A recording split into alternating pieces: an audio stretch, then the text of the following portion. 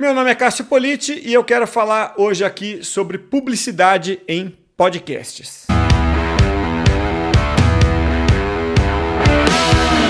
Anúncio em podcast é uma coisa que vai pegar no Brasil, né? Por que dá para afirmar isso com uma certa tranquilidade?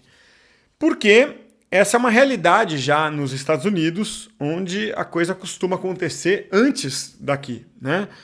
Se você pegar um dado da Voxnest, que é uma dessas empresas que fornecem tecnologia para podcasts, você vai ver que entre janeiro e novembro de 2019 cresceu 140% a receita gerada por podcasts americanos. Então está crescendo lá.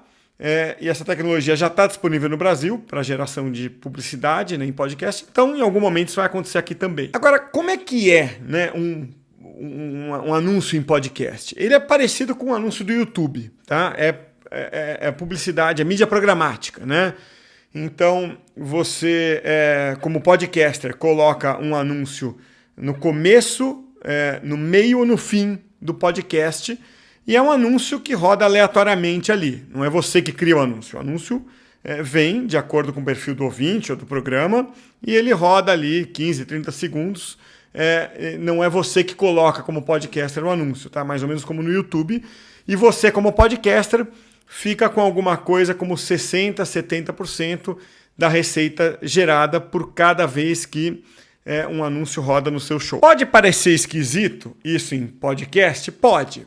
Mas pensa bem, 10 anos atrás, ninguém achava que isso fosse ser normal um dia no YouTube, e hoje é normal no YouTube, né? Tanto é que em 2019 o YouTube, com essa brincadeira, faturou mais de 15 bilhões de dólares. E tem uma diferença no podcast, tá? Você, como podcaster, não coloca só a mídia programática. Você também tem a opção de gravar os seus próprios anúncios de 15, 30 segundos e rodar lá. Então não é só o anúncio que vem, né, que você não sabe qual é o anunciante. Você também pode gravar seus 15, 30 segundos ali e colocar no meio do podcast. Nesse caso, a receita é toda sua. Tem gente que diz que o testemunhal ainda é melhor que o anúncio em podcast, né? Que o podcaster fazer aquilo que a gente chama de merchan, né? Ele falar o nome da marca, funciona melhor em podcast. Essa é uma opinião polêmica, o tempo vai dizer o que funciona melhor, talvez para alguns podcasts uma coisa funcione melhor, para outros.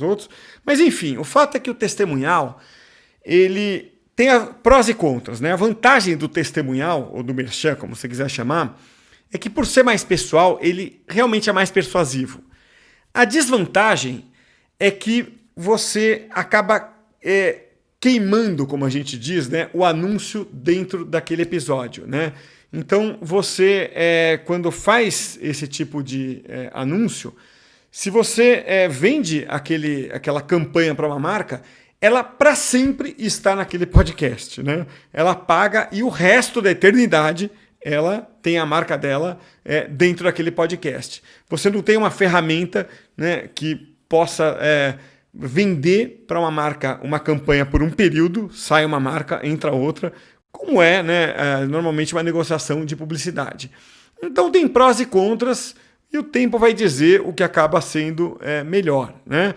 Mas o fato é que as ferramentas de podcast estão mais evoluídas, né? Mais desenvolvidas e cada vez mais focadas na possibilidade de monetização do podcast. É para isso que eu quero chamar a atenção aqui no vídeo, né? De modo que o podcast vai deixando de ser um centro de despesa para virar um centro de receita, né, em muitos projetos de empresas, inclusive. Então é isso, espero que este vídeo tenha sido útil para você.